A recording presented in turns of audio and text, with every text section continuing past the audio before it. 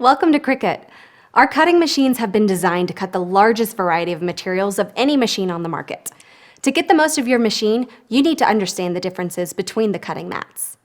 There are 3 different mats available for your projects. Using the right one will help you achieve perfect cuts every time. For our project, we need one of each of the mats.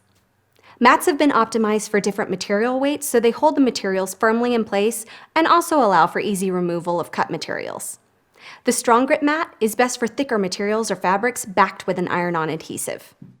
The standard grip cutting mat is great for most materials. We can cut materials such as cardstock and iron-on transfer material. The light grip mat is great for cutting thin, light materials like office paper and vinyl. For our project, we'll also need cardstock, fabric, an iron-on adhesive such as heat and bond, an iron, Cricut stencil material, a stipple brush, fabric paint, ribbon, and a stapler.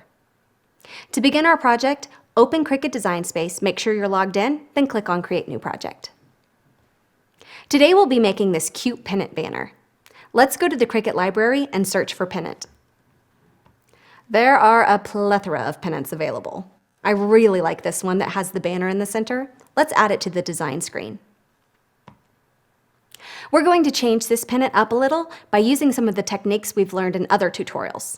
First, let's get rid of the cake. We don't need it. Ungroup the image, click just the brown layer, and then select Contour in the Layers panel. Click on each of the cake pieces. Notice how they change color from a dark to a light blue.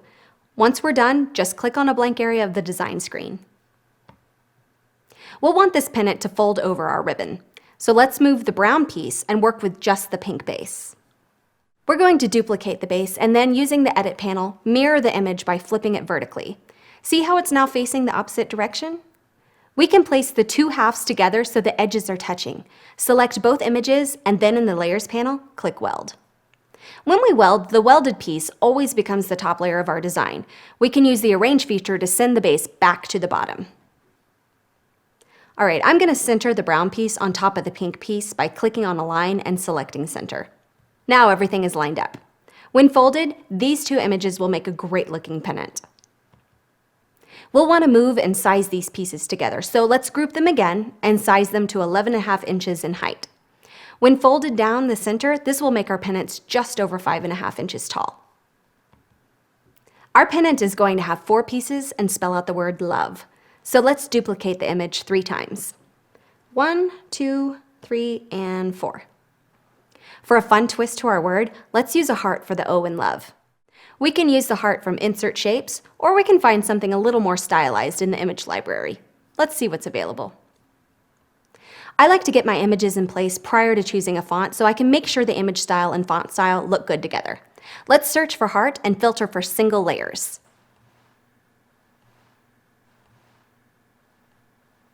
This heart will work. Now to add text. LVE. In the Edit panel, let's filter for system fonts. These are fonts that are found on our system. Lucida Handwriting looks like a good font for our design. Place the L over the heart and size it so it's about the same size as the heart. Now we'll use isolate letters to separate the letters, and then we can move them into place.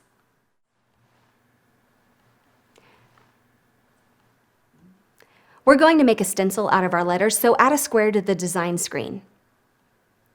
We'll size the box to completely cover the L.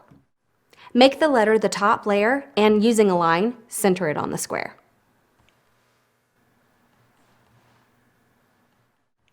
Now slice the letter out of the square. This will become our stencil. Click on the unwanted layers and delete them. Now repeat this process for each image you're going to use as a stencil on your pennant. Add a square, size, move the image to the front, and center. Now select both images, slice, and delete unwanted layers. There! Our project is almost ready to cut. Click Save, name the file, and you got it. Click Save again.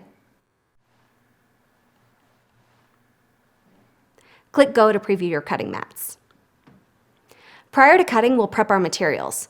We can't put the fabric directly on the mat because it isn't stiff enough. The knife would just snag on the fabric's fibers and pull the fabric off the mat. That's why we need to line it with an iron-on stabilizer. By lining it, we keep the fibers in place while the knife cuts out our image. There are different types of iron-on adhesive, some you can sew on and some that you can't. We're using the no-sew kind. The adhesive will work as a glue to hold the pennant sides together. You'll understand how at the end of the project. By looking at the mat preview, I can tell we need just over 8 inches of fabric lined with iron-on adhesive. So we've cut an 8.5 by 12-inch piece out of both the fabric and iron-on adhesive. Follow the instructions on the package to apply the iron-on adhesive, since each brand may vary a little. For this brand, place the fabric, right side, or nice side, down on your ironing board and place the interfacing on the fabric, paper side up. You'll want to hold the iron in place for a few seconds. Repeat the process until the entire surface is bonded. Once it is cooled, remove the paper liner from the material. Place the fabric right side up on the strong grip cutting mat. This will hold your material in place so you don't have to worry about slippage. Now place your cardstock onto the standard grip mat. The Cricut stencil material is very thin. It will work great on the light grip cutting mat. The stencil material will cut similar to vinyl. The material will be cut, but not the backer. This is also known as a kiss cut. If everything is ready on the mat preview, click Go and begin the cutting process. Follow the on-screen prompts to cut out your project. Make sure you select the right material settings when loading mats. Now that all our pieces are cut out, let's put our project together. First, we'll stencil our letters onto the pennant. Peel the stencil from the backer and place it onto the fabric. To stencil, we're going to use a stipple brush. The fibers of this brush are very compact and stiff, so we don't want much paint on the bristles. You can dab the bristles into the fabric paint and then dab off a few times to make sure you have an even coating. Dab the paint onto the fabric inside the stencil. Repeat this process until the entire area is filled in. Make sure you don't use large amounts of paint. It could bleed past your stencil. Once all your letters are done and the paint is dry, we can fold the pennant over our ribbon.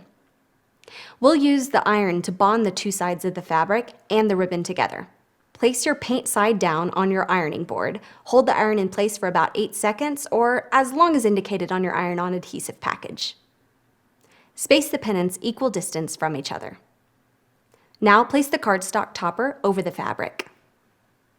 We're going to use a stapler to secure the cardstock to the pennant. Look, even staples can look decorative. See how easily this project came together? The next tutorial will show you how to work with a large variety of materials to preserve your memories with decorative flair. Cricut makes it easy to go from inspiration to creation.